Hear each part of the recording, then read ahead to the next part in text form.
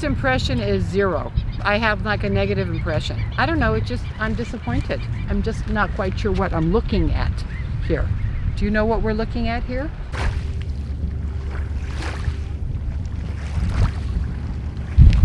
They have a lot of like tilapia farms and stuff, and a lot of the stuff comes from Colorado, makes its way through here, and goes to Mexico. Now, ever since I first saw the Salton Sea and learned about that, I do not eat tilapia because I do not want tilapia from the Salton Sea.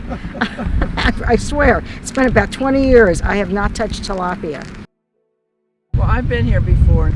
I'm with a camera club, and we come down here and take a lot of pictures. The birds that migrate, and the burrowing owls, and it's a beautiful place. It's magnificent. You have the sea, you have the mountains, you have the sun, and at the moment you have the flowers in full bloom. Yes, so, you do. I mean, what more do you want? I think the fact that you have the opportunity to put fish in here attracts birds, and that's a big attraction.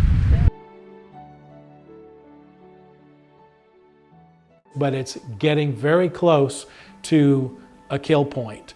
Most biologists who have studied this figure that when the sea gets to be 6% salt, most of the fish in the sea will die. We're now at 5.5%. When I started working here 10 years ago, we were at 4.5%. So it's rising, and it's getting really close to a critical point when the millions of fish that the Salton Sea now supports will not be able to make it.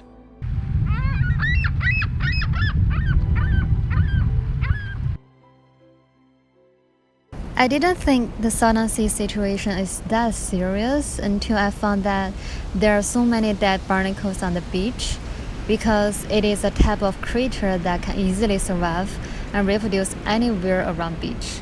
It's kind of ironic because even though they look pink, fragile, and pretty right now, it's quite ugly and disgusting when they're still alive. Human beings tend to manipulate the nature in short terms, meaning that we only treat a place seriously during when we can get advantage and profits from it. And in most cases, we would abandon it when the trouble starts to appear and cause more negative influences than benefits. We absolutely need to be more responsible for what we have started, what we are doing, and what we plan to do in the future. We're definitely being influenced and shaped more by the nature. To be honest, we're nothing to the earth. Let's take global warming as an example. We're always told that the temperature changes are all due to what we have done, while the fact is that global temperature always shifts during different time periods. I think we just value ourselves too much, and the biggest problem is that human thinks we are the most important one in the universe. It's beautiful. It's just so strange that it's like completely abandoned, basically. And I mean, I've always heard about it growing up, and it's not that far from like the Palm Springs area, but this is my first time where we've actually gone down to the water to see it. When they imported fish, there were probably, it probably could have sustained more of a lifestyle, right, of animals and fish, but it has created more of a problem than what they were trying to do in the beginning. There's so many people like getting asthma, like actually dying of like these severe respiratory illnesses because of the Salton Sea and because like the pollution here, the air quality. The things that are causing asthma right here, I mean, even people say that it's kind of dialing down and it's actually being stable. That's a lie, because right here there's a lot of illegal immigrants. You know, and they can't really speak out because if they do, then they're getting deported. There's a lot of families that don't have papers and they don't really go to the hospital. When they get sick, they don't go nowhere. They just, try to deal with it themselves. So I can honestly say that those numbers are wrong and there's more people being affected. Because we actually have some students that have lost family members due to the fact that people don't care about us. Because as brown people, people of color, we always knew what injustice was. We always knew what oppression was. This isn't anything new to us.